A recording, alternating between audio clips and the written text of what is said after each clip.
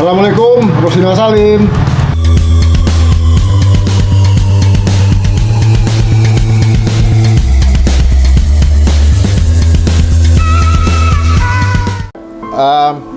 Dinal mau nanya perihal Dedis menjadi Menteri Lingkungan Hidup. Ya, Pak Harto mengundang naik kapal motornya. Ini ada apa ini? Perlu ada yang bertanggung jawab. Oh, Atidas Katopo. Katopo ya. Dia dari kelompok himpunan organisasi lingkungan. Mengizinkan supaya kami bisa membuka proyek. Lah, ada apa lagi kamu?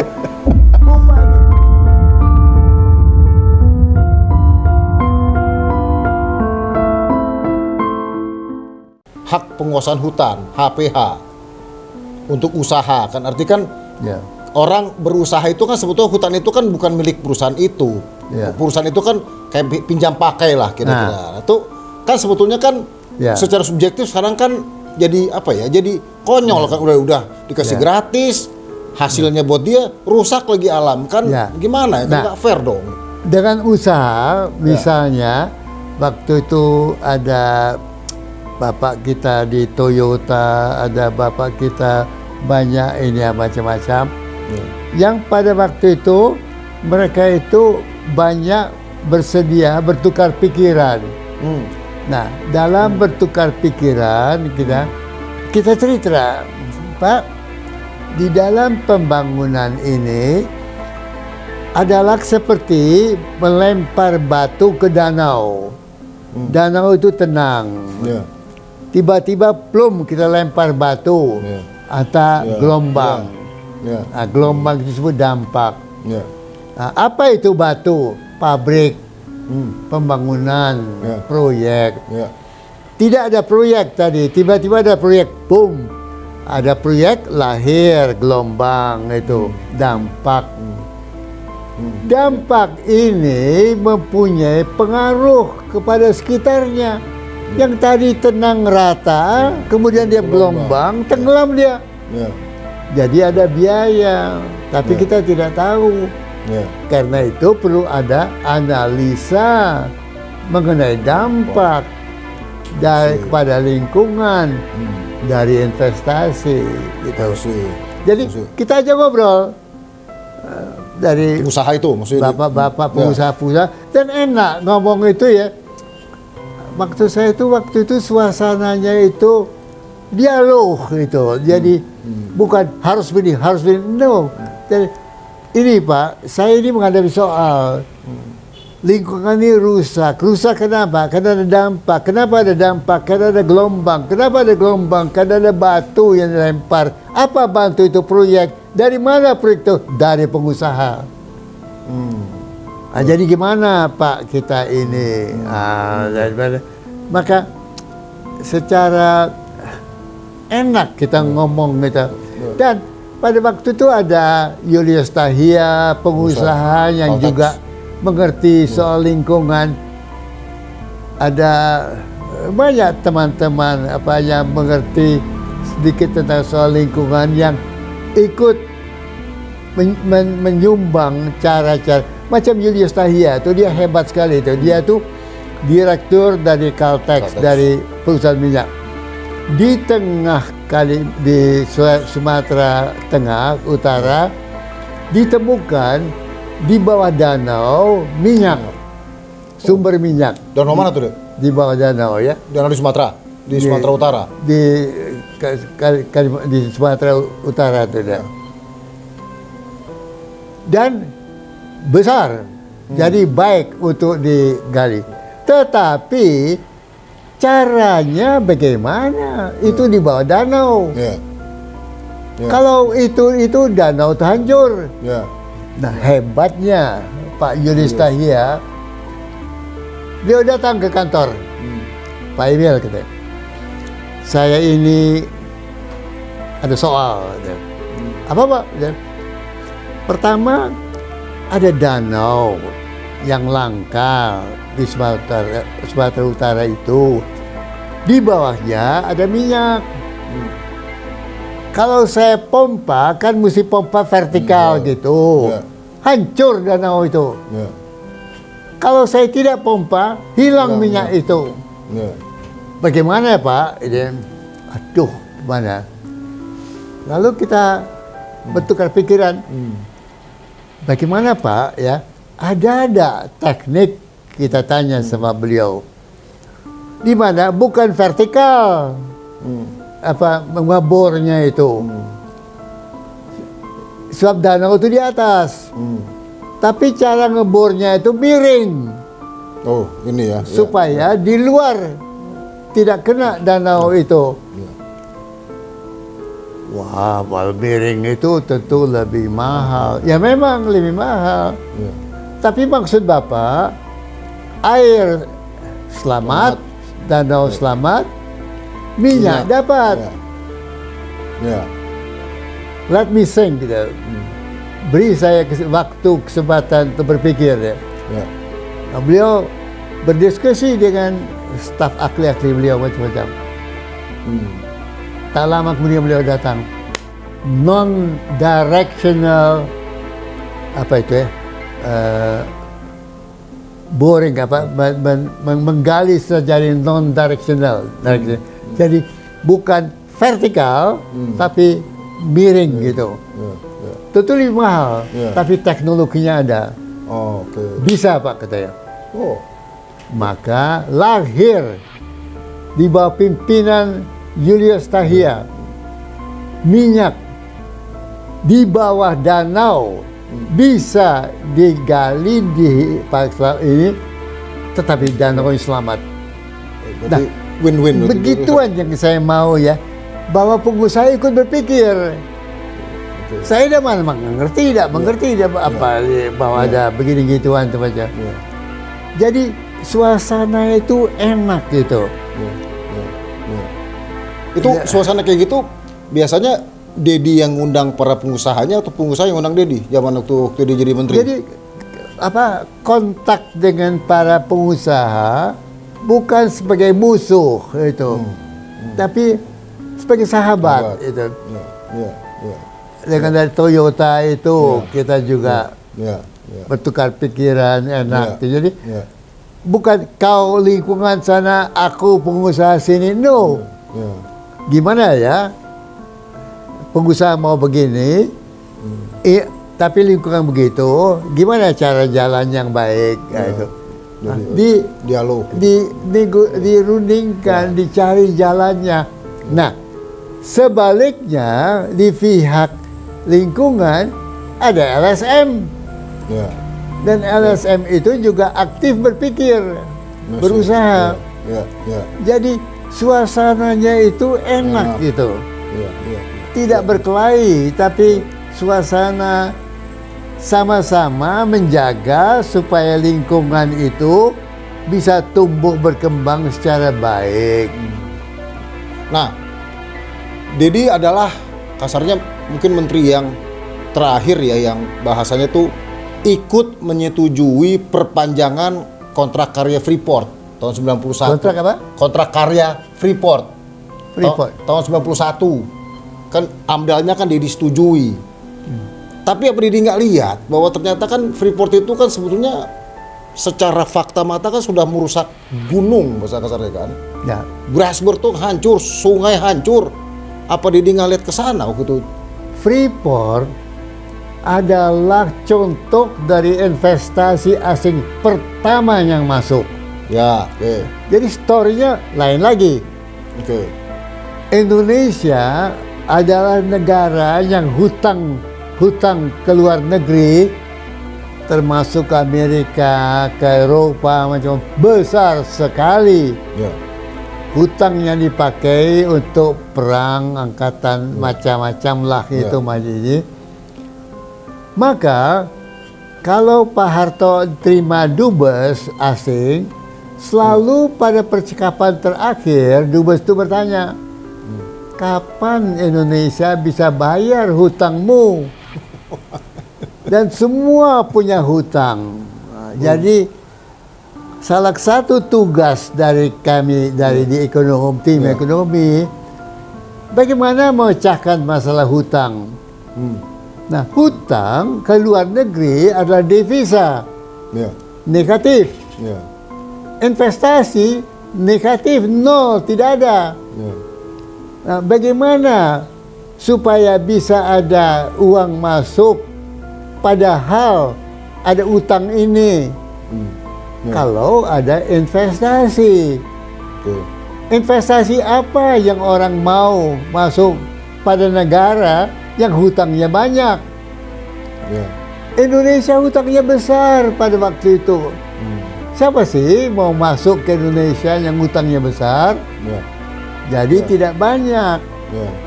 Maka ada kelompok dari Freeport yang mau, yang bersedia itu. Satu-satunya dari Freeport itu yang memelopori investasi masuk ke Indonesia, walaupun hutang Indonesia kepada dunia barat besar sekali. Ya. Jadi persoalan ini harus dibaca dalam konteks itu. Oke. Kalau tidak demikian kita izinkan, dari mana kita ada investasi, ada dolarnya, Ya. Ya. earningnya. Ya. Yang ada cuma tagihan hutang, Ya. tidak ada ekspor, tidak ada investasi, gitu loh. Ya. Jadi susahnya sekarang ini ya, orang membandingkan masa sulit kemarin dengan keadaan sekarang yang gampang, yang lain. Ya kenapa gini? Alamak, kalau keadaannya dulu tuh sama dengan sekarang, tentu lain halnya. Tapi Dad, kan Freeport itu kan secara faktual kan merusak lingkungan. Jadi sepakat itu nggak? Jadi, Freeport itu kan faktanya merusak lingkungan. oh jadi, Iya. maka Freeport izinkan. Dia tentu ada keterikatan. Nah, Ya. perpanjangannya bisa dinegosiasi. Ya. Ya. Pertanyaan saya adalah, pada waktu perpanjangan, kenapa tidak ada negosiasi? Oke. Ya. Ya. Menteri Lingkungan tidak urusan negosiasi Freeport. Ya. Kita bukan urusan investasi. Ya. Ya. Oke. Jangan tanya pada Menteri Lingkungan. Ya. Tapi kan konteks alamnya kan ada di lingkungan hidup. Ya, tetapi Ya. alamat pertanyaan itu mestinya kepada yang bertanggung jawab pada investasi. Oke. Menteri investasi asing, Menteri Pertambangan. Ya. Ini yang bisa menjawab. I see. Begitu. I see. Oke. Bahwa ada kekeliruan jelas. Ya. Ya. Tetapi kekeliruan itu perlu dijelaskan oleh yang tahu persoalannya. Ya. Dan yang tahu adalah Menteri Pertambangan yang membawahi itu Ya. dan investasi. I see. I see. Jadi sekarang Dedi sebagai kasarnya adalah sebagai pausnya lingkungan hidup ya. Dedi sebagai pausnya lingkungan hidup. Dan Dedi ekonom. Artinya Dedilah yang ikut membangun Indonesia sejak 67-68. Tapi kan membangun itu kan ada yang betul-betul memang bagus, tapi juga ada yang menuju ke cikal bakal Ya. kerusakan lingkungan. Ya. How do you regret it as a human, as a personal Begini, Salim? kita ini manusia, Ya, bukan bidadari kita. Kita berhadapan dengan manusia lain. ya, Di dalam rapat yang kita sebut hari Rebo Ya, Senin Senin, itu, ya. kita berdebat. ya, Di dalam perdebatan itu, ya, kita bisa kalah, bisa juga menang. betul. Tapi kalau kita kalah, berarti sana mempunyai argumen yang lebih kuat, Ya, yang didukung oleh para menteri lain itu. ya. Walaupun lingkungan korban gitu kasarnya. Walaupun lingkungan itu tidak selalu didukung oleh para menteri, Masya Allah. Lingkungan itu seperti rem, Ya. seperti mobil itu tancap gas tanpa rem, Nah, kalau Menteri Perindustrian tancap gas, Iya. Menteri Lingkungan itu tancap rem. Iya, iya. Iya. Jadi sering ada beda pendapat. Iya. Saya masih mengingat Ya. Pak Hartarto, Ya. Pak Emil. Ya. Begini Pak Emil, supaya kita bikin deal, deal apa? Ya. Supaya saya, Hartarto, Menteri Perindustrian, bisa mencapai apa prestasinya, Target. bisa enggak lingkungan jangan melihat dulu ke industri, berpaling dulu ke lihat ke lain lah. Jadi ya apa ada satu periode tanpa memperhitungkan Lingkungan. masalah lingkungan. Jadi kalau ada soal gimana? Ya, lihat dulu ke tempat lain aja, dia bilang. Ya nggak lucu dong, itu apa bagaimana itu. Terus apa Saya jawabannya? ada tanggung jawab. Iya, Yang memutuskan adalah atasan. betul.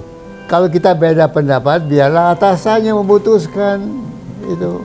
Terus kalau selama dia jadi menteri, Pak Harto sering nggak atau pernah nggak tidak mendukung Dedi terhadap konsep lingkungan atau malah mendukung Dedi? Itu yang menjadi sangat menarik. Ya.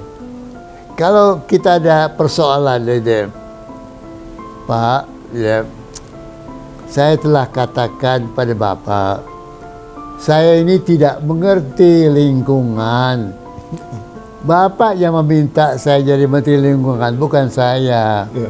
Ya. Sekarang saya ada soal ini. Ya. Menurut saya mestinya begini, bukan begitu. Ya. Bagaimana Pak itu? Jadi saya kembalikan kepada beliau. Kira-kira- You ask me to be Menteri Lingkungan. Ya. In spite of the fact, walaupun saya mengatakan saya tidak tahu soal lingkungan. Ya. Kan saya udah bilang, Pak, saya tidak tahu, Ya. tidak paham. Ya. Ya. Ekonomi, yes. Ekologi, no. I don't know. Ya. Tapi kan kita semacam ada apa kesepakatan tak tertulis. Ya. Kita sama-sama belajar Ya. untuk sama-sama maju. Nah, jadi ke sana. Tapi Pak Harto selama Dedi jadi menteri apa sering nggak membela keputusan Dedi sebagai menteri Oh. lingkungan? Dalam banyak hal membantu. Seperti apa? Misalnya Bukit Kars Gombong. Oh, oke. Ya. Gombong itu ada Bukit Kars Ya. di Jawa Kapur Tengah. kan, kapur ya, Kars Kapur kan? Bukit Kars di Jawa Tengah pantai habis sudah untuk pabrik semen. Ya. Gombong menjadi sasaran, berkali-kali minta supaya Gombong menjadi izin Nah. pabrik semen. Ya. Padahal kita ceritakan pada Pak Harto, Gombong itu, Kars itu penampung juga dari air hujan.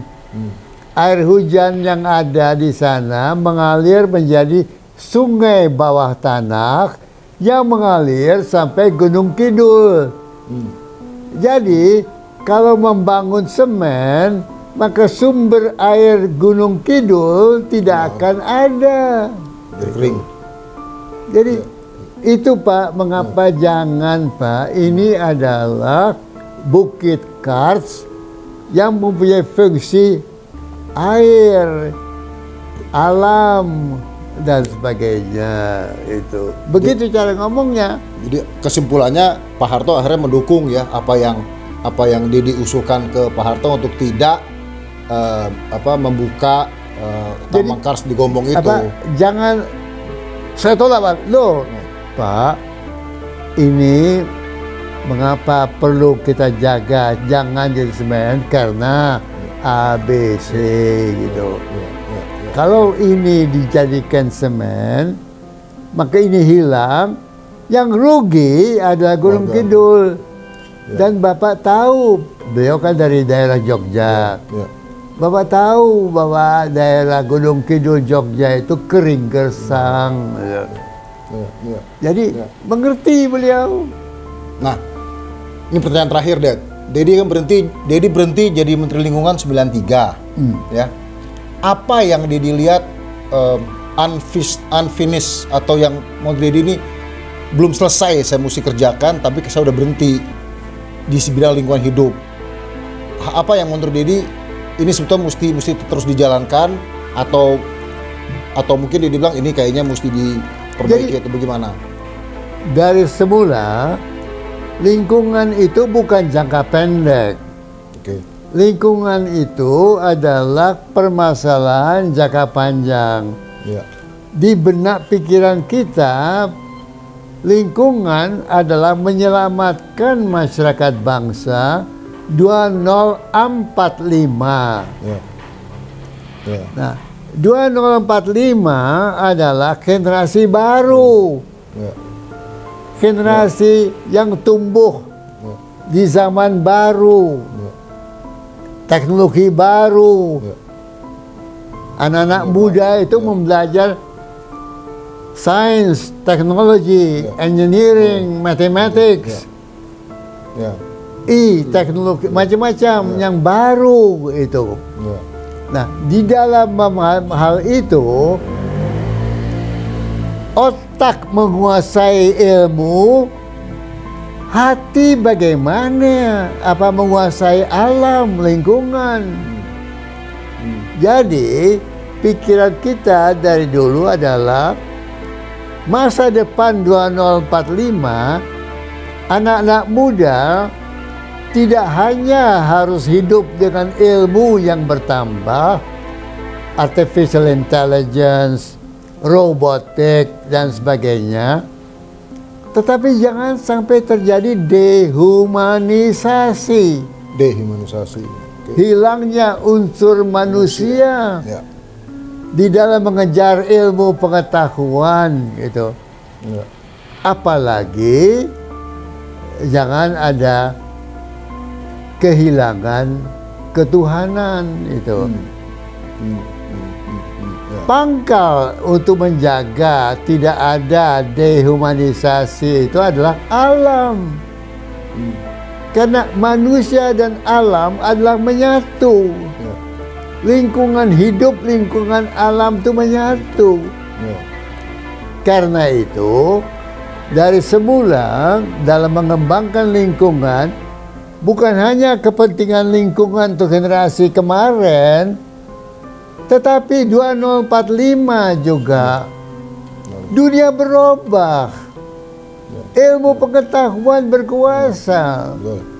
Betul. Jangan semua menjadi alat produksi, alat perhitungan, Ya. alat robotik. Ya. Dalam kaitan itulah lingkungan perlu kita jaga kehadirannya. Dan dalam kehadiran lingkungan untuk dijaga itu, ilmu menjadi penting. Bagaimana alam ini jika kemudian semua menuju ke robotik? Siapa mengendalikan Ya. supaya kelestarian alam ini terjamin? Ya. Nah, karena itu, maka di dalam pengembangan ilmu, pendidikan masyarakat bangsa kita, pembangunan berkelanjutan bukan hanya pembangunan menyelamatkan lingkungan, tetapi juga pembangunan menyelamatkan generasi masa depan. Ya. Ya. Jangan kita anggap enteng perubahan iklim. Ya. Ya. Seolah-olah semua pembangunan ini dengan menggunakan batu bara, energi tak terbarukan dan segala macam. Ya. Ya. Kenapa tidak pakai sinar matahari? Kenapa matahari tidak kita pakai? Kenapa kita pakai minyak bumi, batu bara, macam-macam? Ya. Fosil bahasa kasarnya. Why? Ya. Ya. Jadi ada satu cara pembangunan yang jangan sampai menimbulkan kelompok kepentingan interest group yang mengkurung anak muda pada pola pikir lama. Ya. Ya. Pola pikir ke depan adalah pembangunan berkelanjutan. Pembangunan dengan keberlanjutan alam, pengetahuan, value added. Ya. Ya. Karena itu, maka ilmu pengetahuan kita perlu kuasai untuk ikut bisa membangun cara baru. Bukan dengan merusak alam, tapi memperkaya alam. Enrichment ya. Enrichment. Value added, nilai tambah. Ya. Itu mengendaki ilmu. Ya. Anak-anak muda sekarang jangan berhenti belajar.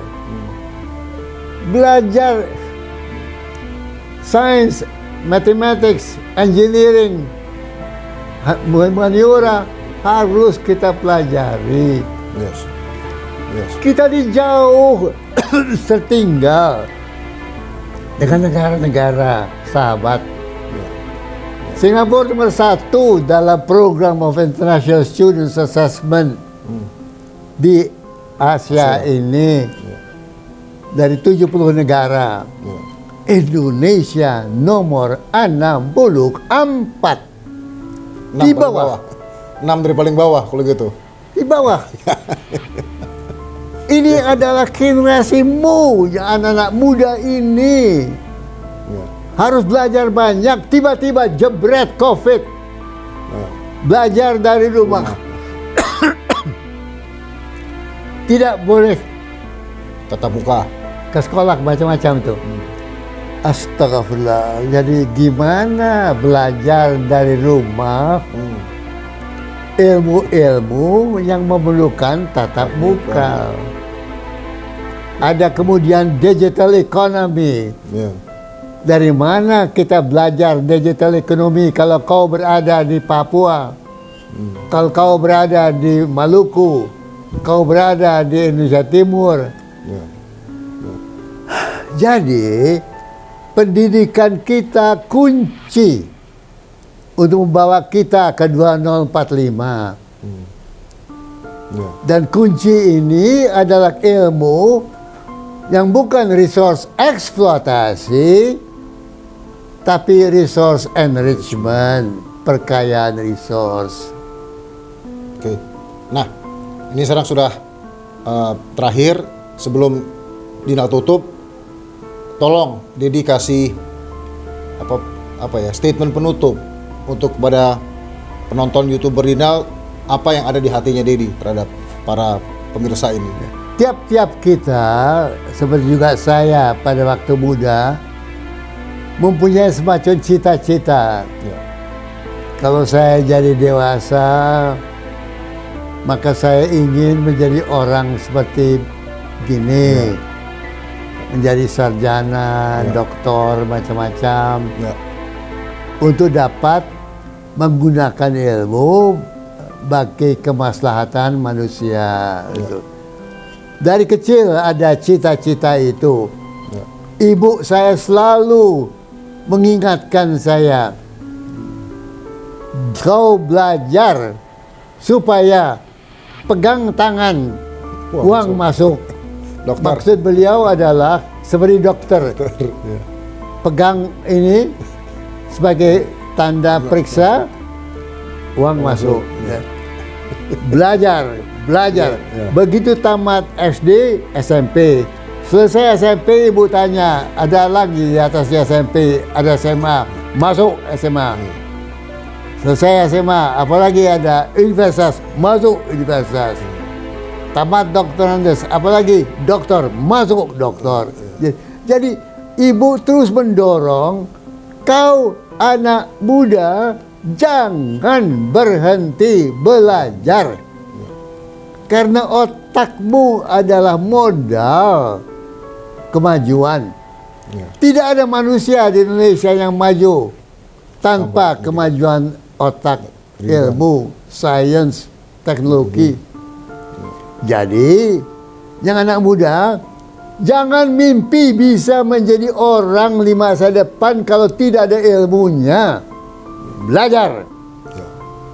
Ya. Dan belajar sekarang itu bisa didaktika dengan sendiri.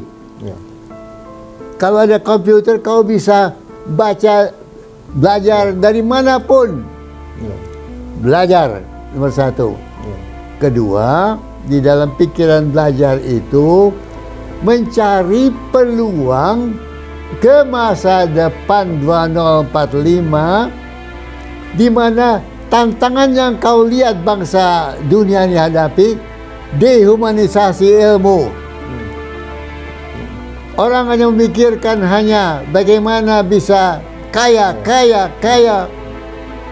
Bagaimana kau bisa 2045 menjadi manusia yang dapat membawa Indonesia keluar dari kemiskinan.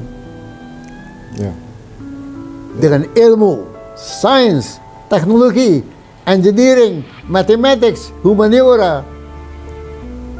Itu tugas anak-anak muda sekarang ini. Baik, tegas sekali sambutan statement terakhirnya dari ayah saya, Pak Emil ini. Kalau di summary, Pak Emil itu mengatakan bahwa memang Indonesia itu negara yang awalnya adalah penuh dengan hutangnya besar, maka perlu investasi, maka mencari investasi memang mau tidak mau masuk ke kekayaan alam kita, yaitu pertambangan dan hutan.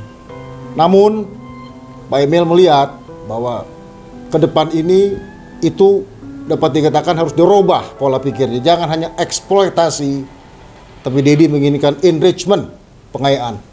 Nah, pengayaan itu perlu dengan pendidikan, dengan dimana ke depan ini sudah 5G, sudah artificial intelligence, dan sudah semua yang dimana bisa menuju ke robotics. Nah, tapi alam tidak mungkin dirawat oleh robot. Untuk itu, Dedi mengatakan tetap harus ada humanisasinya, jangan sampai menjadi dehumanisasi. Pemirsa, demikian tanya jawab saya dengan ayah saya, Profesor Emil Salim. Saya ucapkan terima kasih, Det, atas sambutan Dedi, atas ini. Mudah-mudahan bermanfaat dan nanti Dedi bisa bersedia untuk tampil lagi di channelnya Dina.